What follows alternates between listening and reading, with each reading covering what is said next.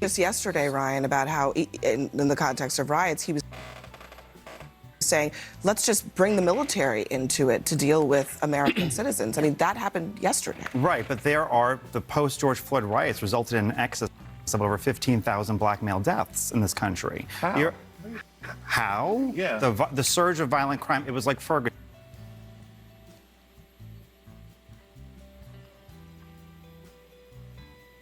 The Ferguson effect and the Floyd effect. Respectfully, you got to explain to me how George Floyd's death. Yeah. Because I need causation here. Yes, you really are because what messing me happens up is here. after the.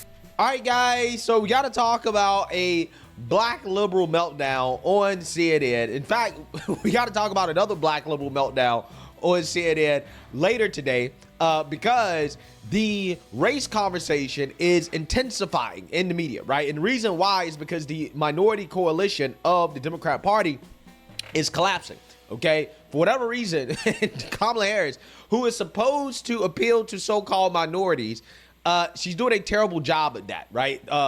Minorities are basically saying, no, we don't want to vote based off identity politics anymore. We failed for this okie doke for the last 60, 70 years, okay? Since the Civil Rights Act of 1965, we went along with the okie doke of voting for politicians based off race, sex, racism, bigotry, all these things that Democrats love to campaign on instead of the real issues. We've been there, done that. We're tired of being tricked. We're going to go with the guy that we know has delivered good results, great results for the country and my life and my family, okay? They're thinking logically, okay? They're thinking rationally. And black liberals can't stand when black people think logically and rationally, especially when it comes to how to vote, right? And that is kind of what is leading to a lot of this conflict that is taking place on these liberal media platforms between so-called minorities that support Trump and so-called minorities that support Kamala Harris, okay, Democrats. And that leads me to this segment right here, okay, on CNN, where you're going to have some black liberals. Their heads are going to explode because they're going to hear facts, which is something that they don't hear too much on this network, especially when it comes to the topic of crime, in which liberals hate to hear the truth and the reality that crime is out of control in these liberal cities, okay? And they constantly rely on lies being told by the FBI about the crime that's actually being committed in this country, evidenced by the fact that the FBI quietly revised their 2022 crime statistics to include thousands of more murders, robberies, assaults than what was originally reported. And it actually now shows that crime increased 4.5% instead of decreasing 2.1% from 2021. Crime is down all over the world except here. Crime here is up and through the roof. Despite their fraudulent statements that they made, crime in this country is through the roof. And we have a new form of crime. It's called migrant crime. And it's happening at levels that nobody thought possible. President Trump, as you know, the FBI says overall violent crime is actually coming down in this country. But Vice Excuse me, President the Harris, FBI they were defrauding statements. They didn't include the worst cities. They didn't include the cities with the worst crime. It was a fraud. Yeah, so once again, we can chalk that up under Trump was right, okay? And the mainstream liberal media was wrong, okay? Does anybody believe the FBI's 2023 crime statistics, right? They're going to come out in a few years, and they're going to revise those statistics as well, too, and they're going to show that, in fact, crime was up, okay? I don't understand how many times, like, Democrats, they fabricate things, they create problems. They create problems, and then once the problems are exposed, they just don't even mention these problems anymore, right? They create problems. They fix the problems because they created them, which obviously says they know how to fix them. And then they fix them, and then they want credit for fixing the problems that they created. If that way of thinking is not delusional, I just don't know what is, because I'm just a fair-minded, simple thinking person. just simple.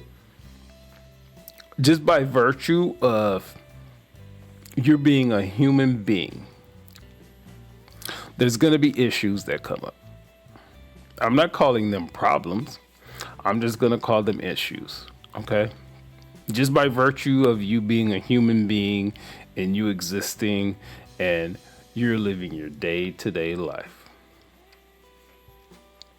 there's going to be issues. So would you purposely exacerbate and complicate those issues and then fix those issues and then publicly ask for credibility for fixing the issues that you created?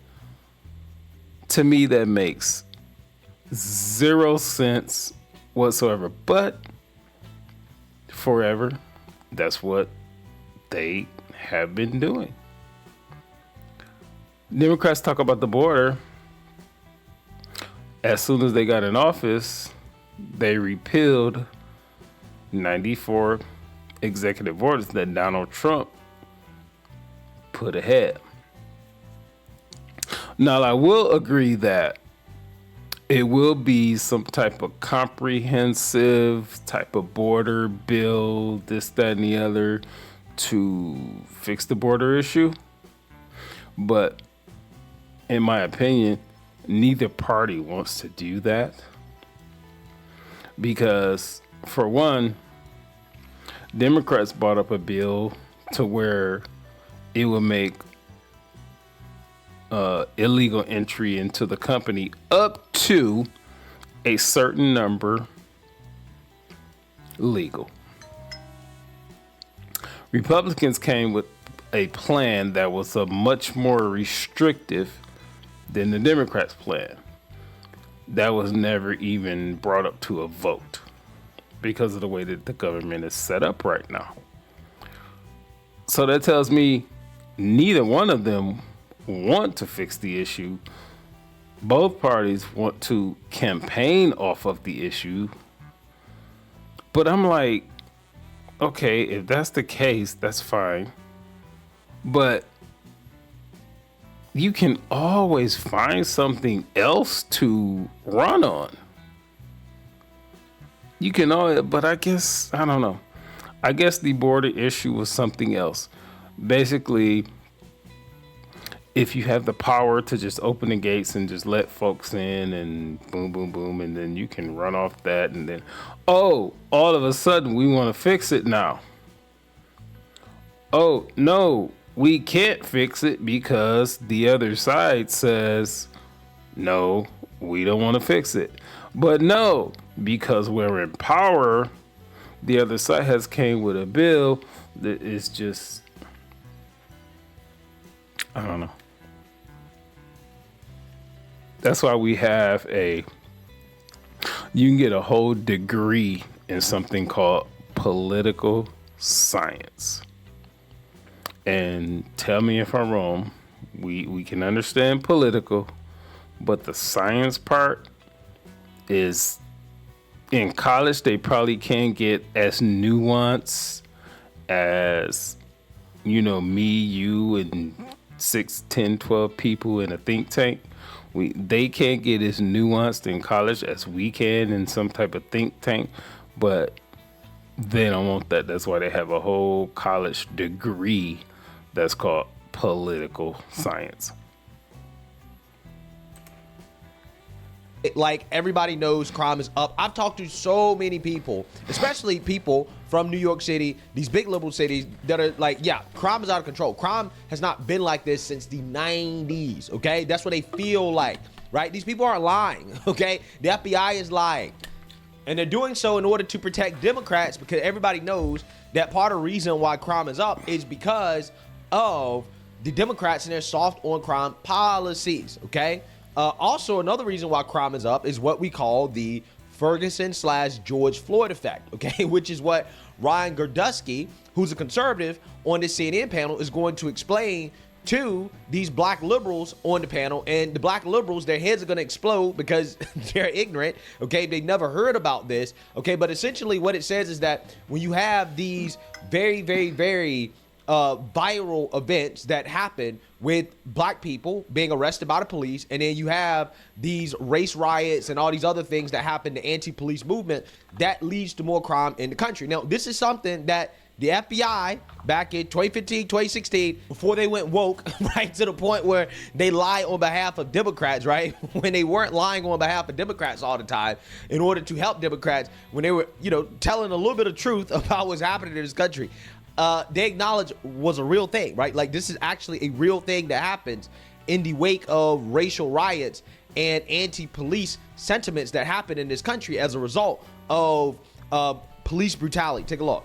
Cities across the United States are reeling from a dramatic spike in violent crime, and some, including the FBI director James Comey, say that's because of what is being called the Ferguson effect. Comey is suggesting that increased scrutiny of police tactics in the wake of the Ferguson unrest and the rise of the Black Lives Matter movement has police holding back. I spoke to officers privately in one big city precinct who described being surrounded by young people with mobile phones held high, taunting them when they get out of their cars. They said to me, "We feel under siege and we don't feel much like getting out of our cars." And so the question that's been asked of me is, are these kinds of things changing police behavior all over the country? And is that what explains the map and the calendar? The honest answer is, I don't know. And I don't know that that explains it entirely. But I do have a strong sense that some part of the explanation is a chill wind that has blown through law enforcement over the last year. And that wind is surely changing behavior. Our justice reporter Evan Perez is joining us now with more. Did the FBI director have a chance to clarify those remarks earlier today? Well, Wolf, he made similar comments today at this convention, the International Association of Chiefs of Police here in Chicago. But he also said that he simply was trying to start a conversation because he is very concerned about the spike in murders and other violent crimes in some parts of the country. And he says he doesn't want to wait to see, perhaps to discuss this next year. He wants people to talk about it now. He also spoke about the Black Lives Matter issue as well. Hashtag Black Lives Matter. What did he say? Well, one of the things he says he's worried about, Wolf, is that people are not talking to each other. People on one side are tweeting Black Lives Matter. On the other side, Police Lives Matter is the hashtag. And he says what he's concerned about is that people need to start talking to each other more to be able to solve some of the problems with policing and especially in the minority communities. Here's how he described the issues as he sees it. There's the line of law enforcement and there's a line of communities we serve, especially communities of color. And I actually feel those two lines arcing apart, right, through the hashtag Black Lives Matter and the hashtag Police Lives Matter. Of course, each of those hashtags and what they represent adds in a voice to an important conversation. But each time somebody interprets hashtag Black Lives Matter as anti-law enforcement, one line moves away. And each time that someone interprets hashtag Police Lives Matter as anti-black, the other line moves away. Just yesterday, Ryan, about how, in the context of riots, he was saying, let's just bring the military into it to deal with American citizens. I mean, that happened yesterday. Right, but the post-George Floyd riots resulted in an excess of over 15,000 black male deaths in this country. How? Yeah. The surge of violent crime, it was like Ferguson, the Ferguson effect and the Floyd effect. Respectfully, you got to explain to me how George Floyd's death. Yeah. Because I need causation here. Yes, you really because are what messing me happens up is here. after the Ferguson riot and after the Floyd riot, policemen, in fear of their jobs many times and political coverage, pull back from their jobs, resulting in an increased level of listen, I homicide. got to stop you there because It just gets on my nerves when you watch these type of debates and panels and things of that nature. They ask the guy that normally disagrees with them, they will ask him a question. And before he gets in 2 sentences, they interrupt him because he's just not towing the narrative. Well, let the guy talk, because you didn't bring him in here to go ahead with whatever narrative that your network is trying to do. And then he get attacks from 2-3 sides. Doesn't make sense. If I don't agree with you, just talk. Go. Eventually, you're going to put your own foot in your mouth, especially if you don't believe what you're talking about. I already know that. I'm just going to let you talk. Now, where I will interrupt you is if I don't understand. I will interrupt you to get clarification. You're talking, and here's an example of how that would go. You're talking in 1 minute, 2 minutes. Hold on. What did you mean by boo boo boo? Okay, this is what I meant. Okay, continue. Simple. You will be able to get your thought out, but this type of stuff, it's all about the narrative. And it's all about the narrative on 99% of the media that most Americans consume.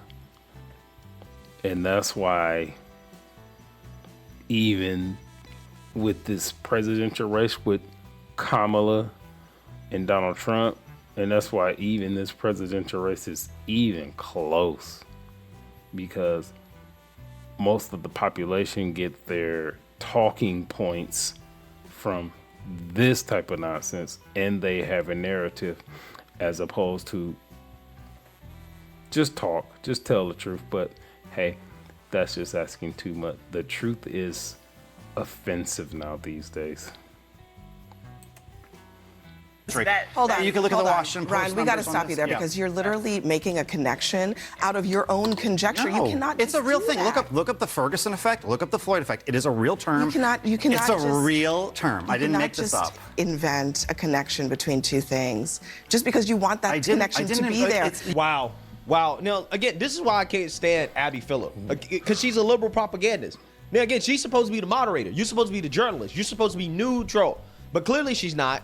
She wants this show to be about her and her opinion, which apparently her network doesn't agree with, right? Because her network literally covered the Ferguson effect. The Ferguson effect. The George Floyd effect, which is what this man is trying to explain, but they're not letting him explain it, okay? What this man is trying to say is that because of the anti-police movement that happened as a result of George Floyd, what happened was that police officers quit. They quit en masse. They feel like they can't do their jobs, and that has led to more crime. We've covered so many stories about how police have basically become damn near useless in a lot of these liberal cities. Why is that? It's because when you call them because of a crime, doesn't matter if the crime is serious or not, they don't show up for a couple hours if they show up at all. If they do show up, they probably won't even report the crime, okay? They won't do anything about it because there's nothing they can do. And if they happen to arrest the criminal gets let out of jail via catch and release, okay? So it's almost like it's pointless for them to be doing their jobs in the first place. Again, this has led to a spike in crime across the country that we haven't seen since the 90s, which is something these people refuse to acknowledge. And when educated on why this is happening, they want to say, oh, well, you're just making it up. You're making it up. You just made that up. And it's like, no, he didn't make that up. This is a real thing that CNN acknowledged was real just almost 10 years ago. Again, it's amazing how that works. It's amazing how that works. These people, they make me sick. They make me sick. They're so stuck in their elitist bubble that when they hear anything outside of the propaganda that they're drowning in every single day, their heads explode, right? And they say, oh, well, you must be making that up. It must not be real. And it's like, no, it's 100% real. 100% real, okay? And if you weren't living in an elitist bubble, right, you would acknowledge that, hey, yeah, this is actually a real thing, right?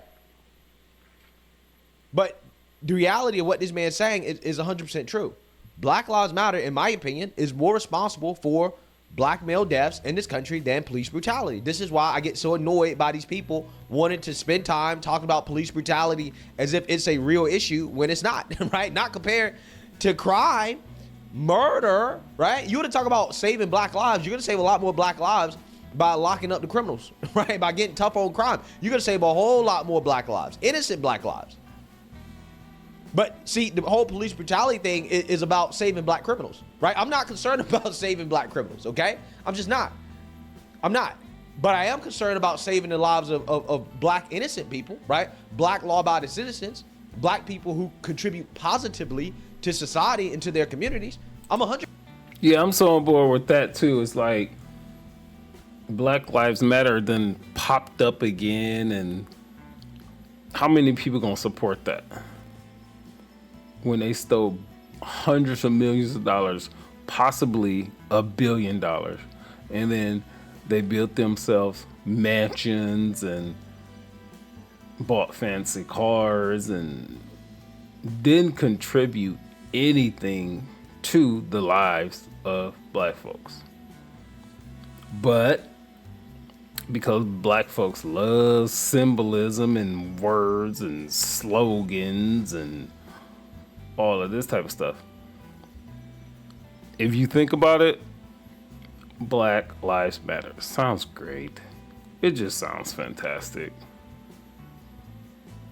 And it should be taken seriously, and initiatives and even above that, laws and financial capital should be put towards that.